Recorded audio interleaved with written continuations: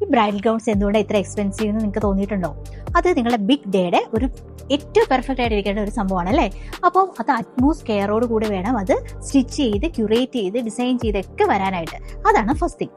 Second thing, ഫാബ്രിക്കിൽ നമ്മൾ gown ചെയ്തില്ല എന്നുണ്ടെങ്കിൽ അതിൻ്റെ എലഗൻസ് കിട്ടത്തില്ല.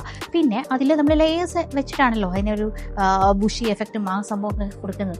ആ കൊടുക്കുന്നതും നമുക്ക് ഒരു മിനിമം ക്വാളിറ്റി കീപ്പ് ചെയ്ത് തന്നെ ചെയ്യണം. അല്ലാന്നുണ്ടെങ്കിൽ ലൈക്ക് അത് ഇടുമ്പോൾ കംഫർട്ടബിൾ ആയിരിക്കില്ല.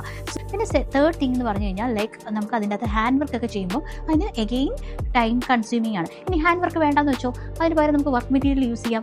എന്നാലും ഒരു ഇമ്പോർട്ടഡ് ആയിട്ടുള്ള വർക്ക് മെറ്റീരിയൽസും അത്യാവശ്യം കോസ്റ്റ്ലി ആണ്. അപ്പോൾ അങ്ങനെ വരുന്നത് കൊണ്ടാണ് ഈ ഗൗൺസ് കുറച്ച് എക്സ്പെൻസീവ് ആയിട്ട് നിങ്ങൾക്ക് ഫീൽ ചെയ്യുന്നത്. പക്ഷേ അതൊരു വൺ ടൈം യൂസ് ആണെന്നുണ്ടെങ്കിലും ഫോർ യുവർ ബിഗ് ഡേ നിങ്ങൾക്ക് ഇഷ്ടമുള്ള രീതിയിൽ നിങ്ങൾ ആ ഒരു പ്രിൻസസ് ആയിട്ട് കാണാനായിട്ട് ആഗ്രഹിക്കുന്നവർ ഉറപ്പായിട്ടും കുറച്ചൊന്ന് ബഡ്ജറ്റ് അതിന് മാറ്റി വെക്കുന്നതിൽ തെറ്റില്ല എന്നാട്ടോ എനിക്ക് തോന്നുന്നത്.